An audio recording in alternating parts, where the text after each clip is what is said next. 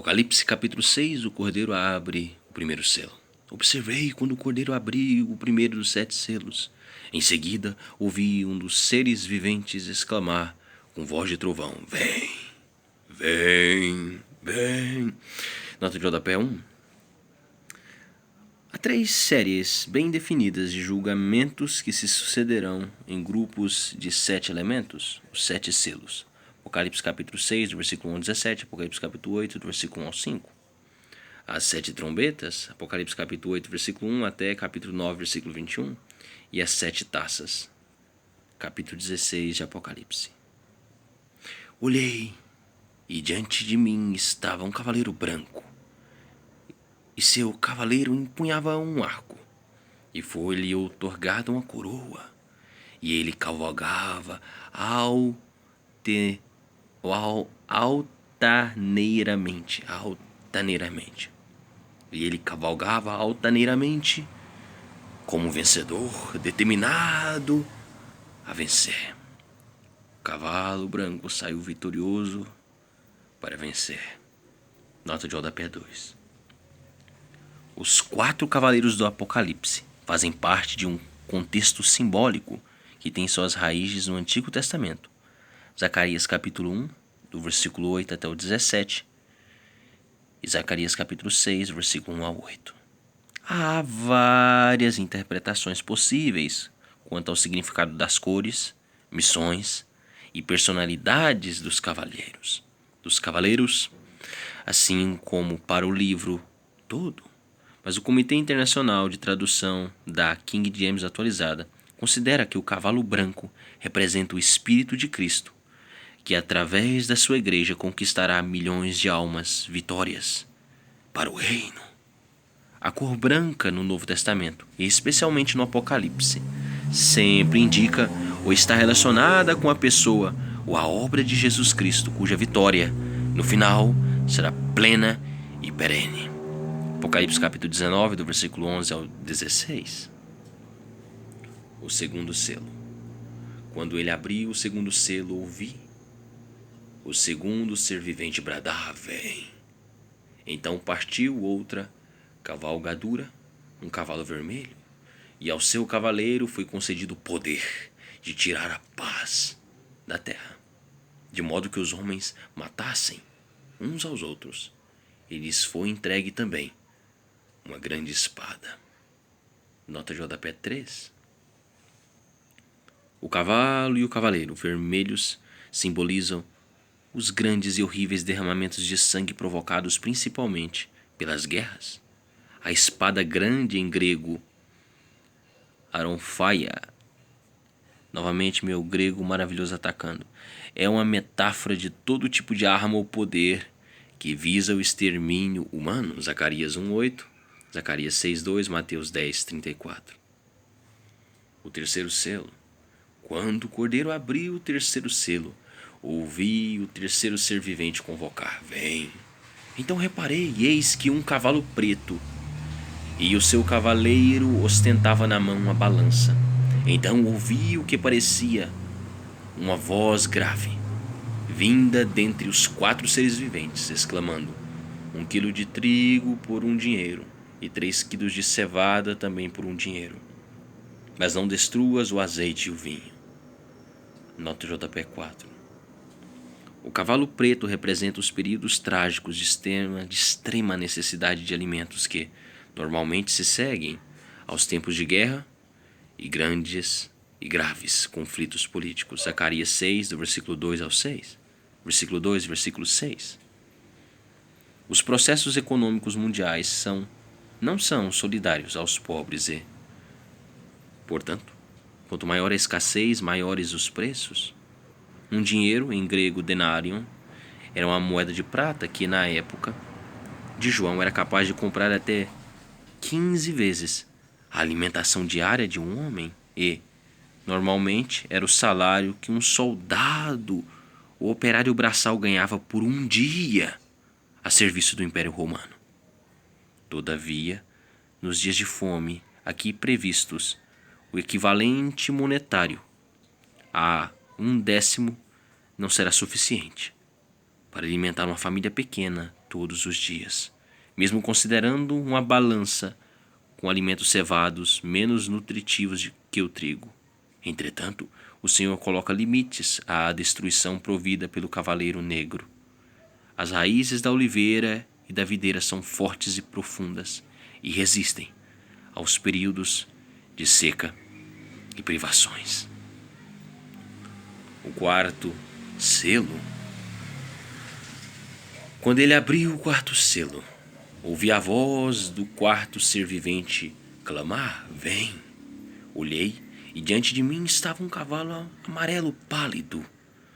Seu cavaleiro chamava-se Morte, e o lugar dos mortos o seguia de perto. Foi-lhes dado poder sobre um quarto de toda a terra, a fim de que matassem à espada, pela fome, por meio da pestilência e pelos animais selvagens da terra. Nota de rodapé 5. A expressão grega original aqui usada descreve um tom de cor amarelo esverdeado, pálido, próprio da aparência de pessoas portadoras de graves doenças, o que simboliza a pestilência, epidemias e a morte. Aqui a morte é personificada, 1 Coríntios 15, 26, Romanos 5, 14, versículo 17 e Romanos 6, 9. E o Hades, expressão grega derivada do termo hebraico Sheol, Apocalipse 1, 18, Apocalipse 20, versículo 13, versículo 14, Mateus 16, 18, que pode significar sepultura ou inferno, em alguns casos. Tem aqui melhor tradução como lugar dos mortos, pois no Novo Testamento é companheiro da morte. 1 Coríntios 15, 55, Apocalipse 6, 8, Apocalipse 20, versículo 13 até o versículo 14. Os soldados romanos lançaram milhares de cristãos e pessoas consideradas criminosas às feras na arena. Em espetáculo público, estes são alguns dos sinais previstos por Cristo como indicação do seu breve retorno. Mateus 24, do versículo 6 até o versículo 28. O quinto selo. Quando ele abriu o quinto selo, contemplei debaixo do altar as almas daqueles que haviam sido mortos por causa da palavra de Deus e do testemunho que proclamaram. Nota de rodapé 6. No ritual do sacrifício do Antigo Testamento, o sangue do animal oferecido ao Senhor era derramado na base do altar, Êxodo 29, versículo 12, Levíticos 4, 7. Eles exclamavam com grande voz: até quando, ó soberano, santo e verdadeiro, esperarás para julgar os que habitam em toda a terra e vingar o nosso sangue? Até quando, ó soberano, santo e verdadeiro, esperarás para julgar os que habitam em toda a terra e vingar o nosso sangue? Então, para cada um deles foi entregue uma vestidura branca, e foi-lhes orientado que aguardassem ainda um pouco mais, até que se completasse o número dos seus irmãos que, como eles, foram servos e que, da mesma forma, também deveriam ser mortos. Nota de rodapé 7. O símbolo da justiça e pureza de Cristo é atribuído também aos cristãos martirizados, como se o sangue e a dor desses homens e mulheres fosse um sacrifício aos pés do altar de Deus. Filipenses 2,17, 2 Timóteo 4,6. Em paralelo a Levíticos 4,7. É o sangue dos servos do Senhor que reivindica o julgamento de Deus sobre os ímpios e toda a forma de injustiça sobre a terra. Há um número dos eleitos justificados, que se completará naturalmente por conversão a Cristo antes de seu glorioso retorno. Romanos 11, 12. Embora não seja possível determinar com exatidão que número é esse, e que João nos profetiza é que haverá muitos outros mártires até a volta do Senhor. O sexto selo. Vi quando ele abriu o sexto selo, então aconteceu um enorme terremoto. O sol ficou escurecido, como coberto com roupa de luto, e toda a lua se tornou vermelha como se estivesse ensanguentada. Nota de rodapé 8. Terremotos sempre fizeram parte da expressão do castigo divino sobre a humanidade. Êxodo 19:18, Isaías 2:19, Isaías 13:10, Ezequiel 32:7, Ageu 2:6. Os terremotos que sinalizarão as colossais alterações físicas da Terra e prenunciarão o glorioso retorno de Cristo, o final dos tempos e a transformação total da criação, terão magnitudes inimagináveis.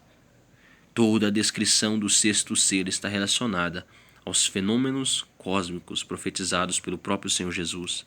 Mateus 24, 29, Marcos 13, versículo 24 a 25, Lucas 21, 25. O apóstolo Pedro igualmente, cita o profeta Joel em seu sermão no Pentecostes como uma indicação da iminência,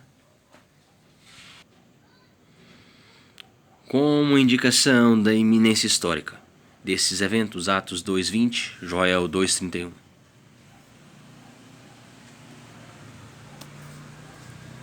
E aconteceu que os reis da terra, os príncipes, os generais, os ricos, os poderosos, todos, enfim, escravos e livres, buscaram refugiar-se em cavernas e entre as rochas das montanhas.